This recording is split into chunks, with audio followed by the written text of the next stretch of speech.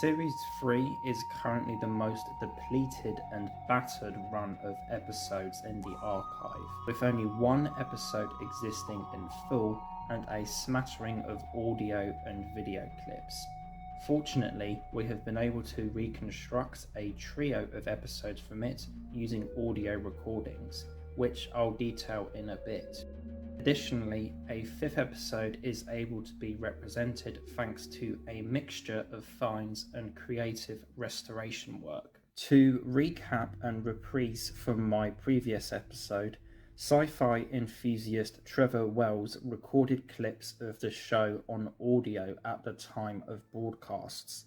They didn't record whole episodes because of the cost of the tape being used, ranging from series 2 and 3. The collection totals 56 snippets of varying lengths, 4 of these being from the episode I'm about to discuss.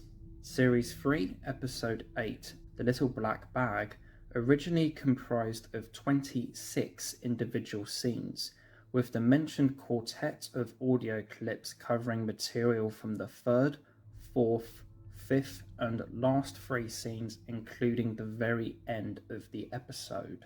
In January 99, when going through a conversion process of old tapes, it turns out that an engineering training tape held in the Glasgow holdings of BBC Scotland contained extensive coverage of video with sound material of the episode. When the segments were put back together chronologically, it was found that a 28-minute uninterrupted portion of the episode was retained by BBC Scotland. The video material here covered the teleplay from the midway point of scene 9 through to scene 23. Utilising portions of the surviving audio of the closing scenes, reusing footage from the sequence to reconstruct an edited down ending, the surviving title sequence and text font, plus the video material going through a restoration, the BFI was able to present a 30-minute version of the episode on their DVD that ultimately omits the first 20 minutes and parts from the end of the teleplay. One such omission from the 2014 DVD issue includes the graphic violence that ended the episode, but is one scene that is preserved on audio. Little Black Bag follows 2 people, Angie Quiller and Dr. Fool, in the modern day that are able to make the big bucks utilising a particular medical kit that they have discovered and are using. It turns out that this first aid bag was sent to this time period on accident by technicians in the far future, with them trying to figure out how to solve this dilemma in fear of punishment. The final scene represented by video and sound is the text talking about the consequences of their actions and the one by the name of Mike asking how to destroy the kit bag. Now, going into audio only, scene 24 showcases a patron called Mrs. Coleman requesting Angie to put the medical knife up to her neck after seeing it make an incision on her arm with 0 pain on the user. A snippet of Coleman saying, "Put it up to your neck," from this is used in the BFI's presentation. 25 shows the deactivation in the future with the "kill that bag" line of dialogue being used again for the official DVD. The concluding 26th displays Angie being caught off guard by her accidental suicide and Coleman screaming in pure horror. A muffled bit of the latter also appears to have been used by the BFI.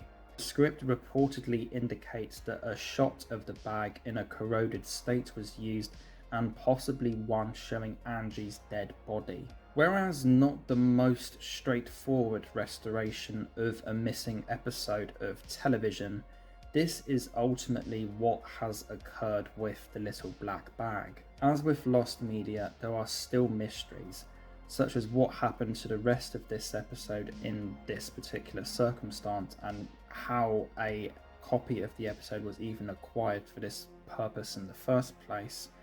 But it's likely to say that it was wiped by whoever had this copy, given what it was being used for. This is where it rests with the BFI having released their version in 2014. But this mass market DVD version is the third presentation of a reconstructed iteration of the episode. Subsequently, after the release, it and the other contents of the home media set have been ripped and uploaded to the Internet Archive. That version of the little black bag is obviously completely different to the one that was included on the BFI DVD release. It looks like it was made far before that DVD was even in development. It's time-coded too, and in VHS quality. So where could you have possibly gotten that? I would really like to know. This was a section of a particular comment left on the Internet Archives page on Series 3. Upon skimming the upload present here, I am confident in saying that it is indeed the BFI version. So if there was an earlier reconstruction present at this location, and this is what this commenter spotted, it has since been removed and or updated. As you can imagine, this was still quite curious. Clips and episodes of the show can be found elsewhere online, such as YouTube. A user by the name of Honky Kong has uploaded episodes to the site Dailymotion, and my eyebrows raised when I noticed that their upload of Series 3 Episode 8 was 2 minutes longer than the BFI's iteration.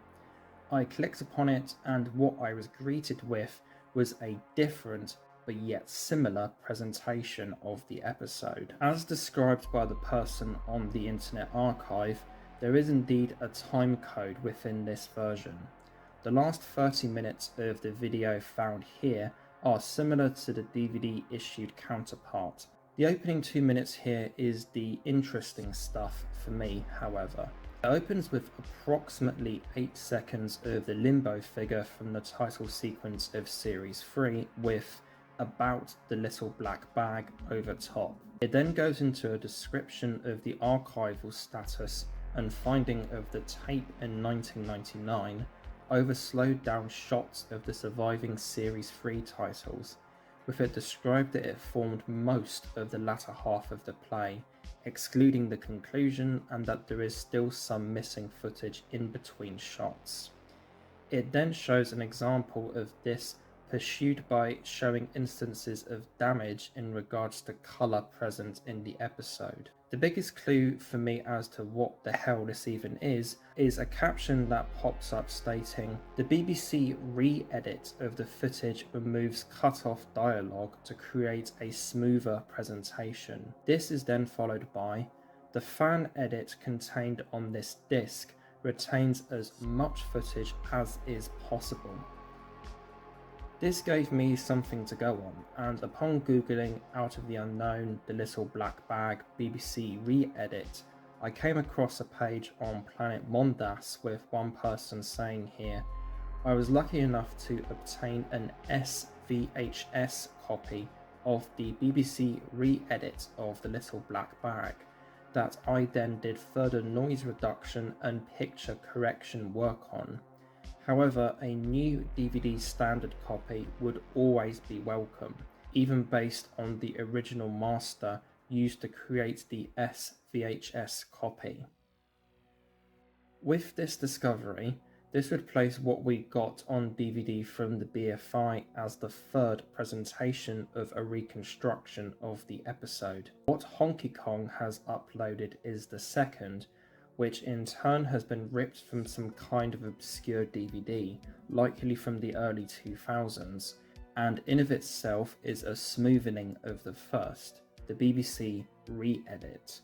It is also very possible that the Planet Mondas user is the creator of this Dailymotion upload, as they mention having done restoration work upon the first reconstruction pertaining to noise and picture correction, which was displayed in the introductory section of the second here, and they also allude to having knowledge of some form of a previous disc issue. As far as I'm aware, The three main places for my information, Wikipedia, Zeta Minor and Mark Ward's book, make no mention whatsoever of the BBC re-edit and a release of it. I have dug quite a bit and have only come to dead ends, making this a confusing, intriguing and somewhat infuriating cul-de-sac of a discovery. Naturally, all of this raises many questions, but are there any answers? Well, in terms of cold hard facts, I don't think I can give any, but from a speculative angle, I might be able to. The mentioned unauthorized DVD and SVHS copies are something I would believe in, as I have seen discussions of people acquiring bootlegs of the show before the official 2014 release.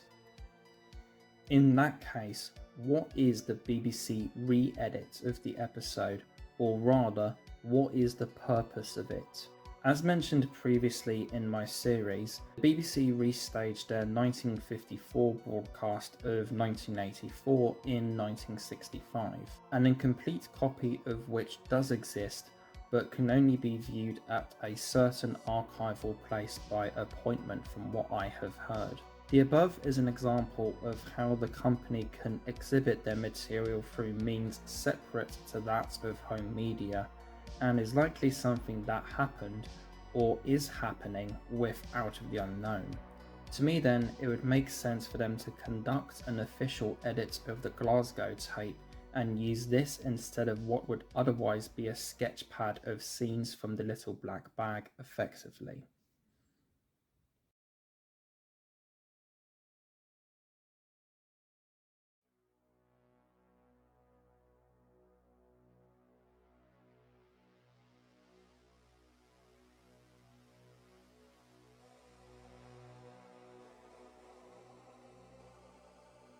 In 2001, a private collector opened up about having a copy of Series 2, Episode 8, Tunnel Under the World. They apparently tried to contact the BBC about the return of it at the time, however it was not returned until 3 years later due to apparent communication issues. According to a comment on the Missing Episodes board, it was shown at a book launch for Mark Ward's volume, with it being found when that was getting finalised. Come 2002, a complete off-air audio recording of the penultimate episode of the show, The Uninvited, was discovered. 30 years earlier to this, 6 of the 11 episodes of Series 4 were repeated. The Sons and Daughters of Tomorrow on the 8th of August, The Uninvited on the 15th, The Last Witness on the 22nd, Taste of Evil on the 29th, The Chopper on the 5th of September, and To Lay a Ghost on the 12th. It was from these repeats that the recording stemmed from. Information sources I have used for this video state generally that, quote-unquote, a number of episodes were recorded during these repeats, including the Chopper. Considering that the surviving tape was the second of these, and that the just mentioned one was the fifth, I think it is safe to say that at least 4 or possibly all of these episodes were recorded on audio. The last one of these 6 being recorded this way is somewhat superfluous, considering that it is not a missing episode, but if The Uninvited was not the only one to survive of these audios, it could be that the only episode of Series 4 that would not be representable today would be the overall show finale, The Shattered Eye. When it came to use this audio tape for the DVD, it was deemed that not enough photographic material was left from the episode in order to create a reconstruction like with the other 3. So the presentation was synchronized with the scan of an existent camera script. In early 2003, the event of what was the second episode to be recovered in audio only occurred. This was the Yellow Pill from Series 3. The existence of it came to light when a TV enthusiast was able to comb through about 70 reel-to-reel tapes with a friend who had taped broadcasts regularly since the late 1960s. Notes indicate that they also made copies of Liar and The Naked Sun, but again, these did not survive. For the DVD box set, the BFI ended up reconstructing this Series 3 episode using photographs and CGI. However, extensive audio restoration had to be undertaken as the recording was marred by DIY noises such as hammering. During the halfway mark of this decade, it emerged that the BBC Sound Archives already held audio recordings of Beachhead and The Naked Sun. Unfortunately, the tape of the latter is missing 4 minutes and 20 seconds from 2 sections at the start of it. It's a mystery in regards to the origins of these recordings, or how long they had been held in the archive, although it can obviously be inferred that the recording of the latter stems from its one and only broadcast in the UK during February 1969. This fact about Series 3, Episode 7 would make it believable that the collection where the recording for the Yellow Pill came from was made on original broadcast. Like with the just mentioned episode, both Beachhead and The Naked Sun were reconstructed with CGI and existing imagery. No telesnaps are known to exist for Series 3, so production photography was relied upon for these presentations. In September of 2005, following a lead by an engineer, BBC archivist Andrew Martin was able to locate a 17-second black and white clip of Series 3, Episode 6, Random Quest. The first half of it, however, has been hot iron stamped with Out of the Unknown BBC 2, as it was featured in a 22nd of October 1970 nationwide interview with Roberta Gibbs. It subsequently went under a colour restoration process for inclusion in the DVD box set.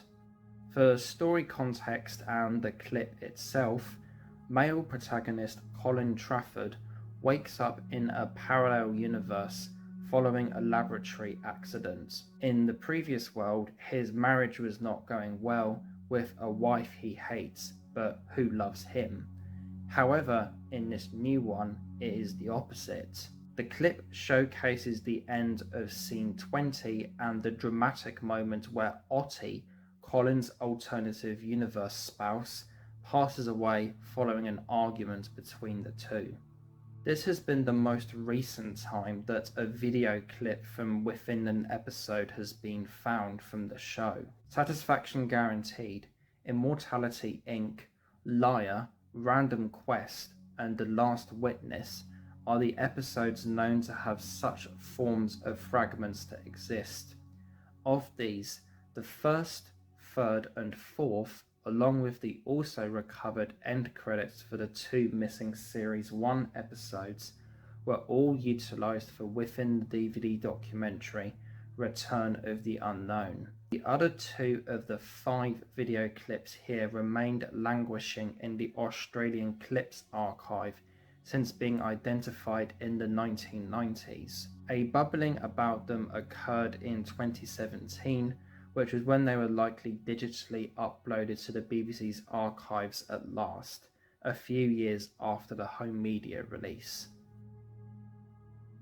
At the beginning of 2006, Series 2, Episode 4, Level 7 was returned to the archives thanks to an anonymous European broadcaster. According to 625.org.uk, this came after many years of rumours purporting its existence in a private collection. It later received a screening by the BFI in August 2009. Currently, there's not been another episode of the show returned in nearly 20 years.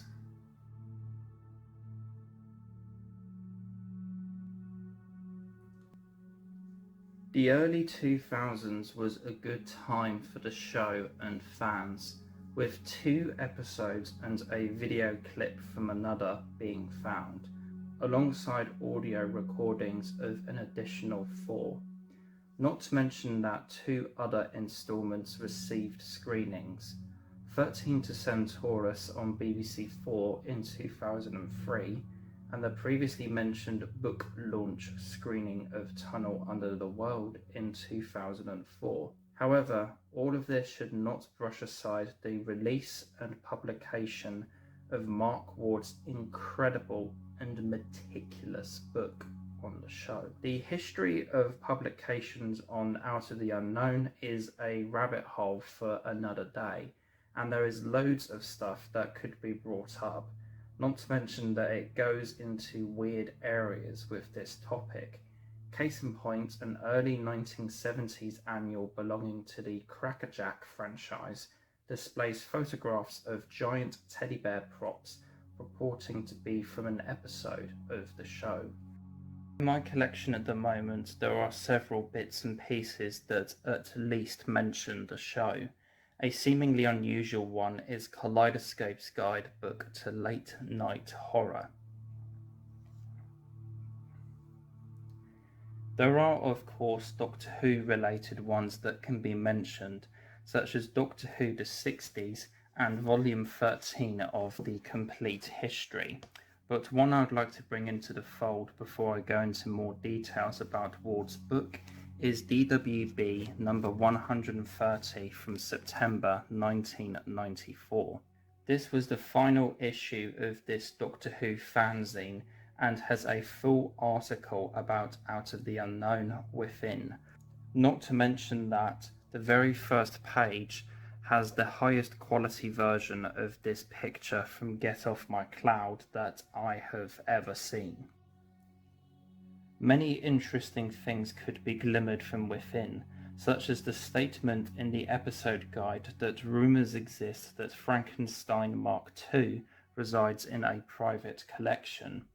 Keep in mind that this comic is now over 30 years old, and that episode is one that pretty heavily correlates to Doctor Who, thanks to its plot similarities to the Cybermen and the simultaneous broadcasting of it and the 10th Planet. So this is most likely a piece of candy conjured purely from imagination, wishful thinking, or simply lies. There is also chronicling of the belief that the chopper and the shattered eye still exist as per BBC records, a long-standing nugget of information within the history of Out of the Unknown that normally just settles at these 2 having been sent abroad. I'm happy to say that I am able to add more to this, but that is for the trilogy and not for here. A solo video that is an inspection of this article is probably the way to go. The guidebook for the show is a towering behemoth with 500 pages in A4 size. The cover art is backgrounded by one of the many beautiful photos from Beachhead and is decorated by the face from the series 1 and 2 titles, along with pictures from Andover and the Android, The Machine Stops, The Naked Sun, and Get Off My Cloud. The Unknown, a guide to the legendary BBC series, and the author's name ices the cake. The spine features the same text elements as on the cover and a Kaleidoscope publishing logo against black. The back features a synopsis on the show along with an orange explosion from Series 3's titles and more pictures from the show. Upon opening the book, we have the title page, Out of the Unknown, a guide to the legendary BBC series, Mark Ward Kaleidoscope Publishing, and then my copy has a with compliments thing from Adam Adamant. Then we have the contents of the book, which is divided into an editor's note, a foreword by Mark Ward, an introduction by Irene Shubik, acknowledgements, 9 chapters, 3 appendices, and an afterword. An editor's note from Chris Perry, dated June 2004, opens it up and gives us a good idea as to how long and epic of a project the book was, with them saying it had been 4 years since they were presented with a manuscript of it by Mark, saying that it had taken 2 years to write, which would to me place the start point of it at somewhere in 1998. Here it also describes the challenges of bringing the book to a completed and printable state, describing what work it would take to clean up and process images of the show, of which there are over 2,000 within, as per the description of the book on the TV Brain/Kaleidoscope website, and to combine them with the text to form what we would ultimately get in 2004. They accredit various people such as designer Rob Moss for recreating the font used for the show, Simon Coward for being a proofreader, Ian Riley, a researcher that assisted Ward in several ways, and also themselves for even more proofreading. Tributes are also made to longtime supporter of Kaleidoscope, Mike Cooper, who passed away in 2003, and Richard Down, who also passed away in 2003, who was there when the original manuscript was presented to Chris and was very happy with the progression of the book, having seen the layout for the first 5 chapters. In the foreword by the author themselves, they detailed their thought process and approaches to various aspects and parts of the book, giving thanks to several people, including Irene Shubik herself, creator of the show, who was interviewed extensively for the publication. They also detail several challenges about it, such as there being no production files for Time in Advance, The World in Silence, not to mention its main article says that a script doesn't even exist also, and the entirety of Series 4, hence the slimness of its part in the book, plus the lack of a detailed adequate script for Get Off My Cloud, with no details of pre-recorded inserts known to survive. There's a relevant side point here in that there is 0 photography from Series 4 in the book, with the only picture found in its section being this book cover for Death Day. This artwork is also seen at the beginning of the book.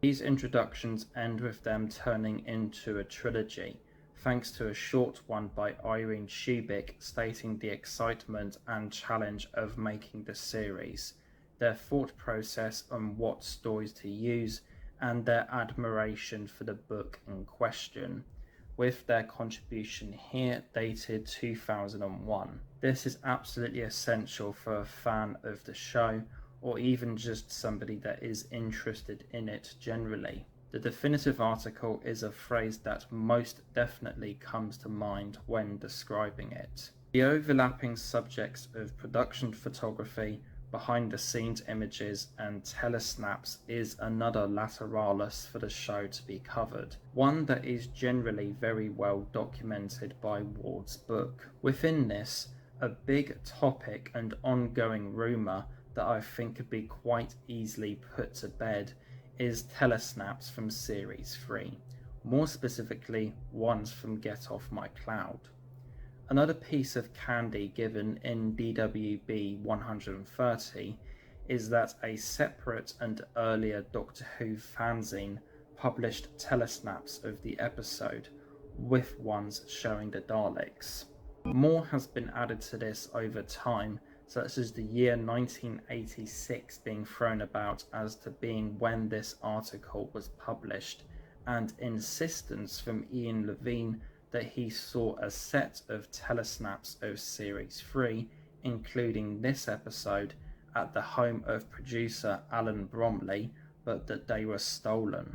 The main thing about this is that John Cura unfortunately became very sick and would end up dying of colon cancer on the 21st of April 1969, just 20 days after the broadcast of Get Off My Cloud. However, they weren't the only one to take telesnaps at the time.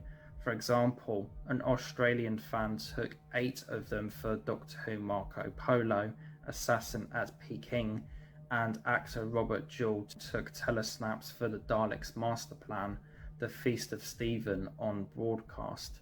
Given this, Series 3 being broadcasted in early 1969, and Wikipedia saying that Cura offered his services up to 1968, it remains a possibility that telesnaps were taken, but incredibly unlikely that they were. Another likely question about existing images of the show is the previously mentioned production photography for Series 3. The BFI's DVD has an impressive 18-minute feature that displays existing photographs from this section of the show.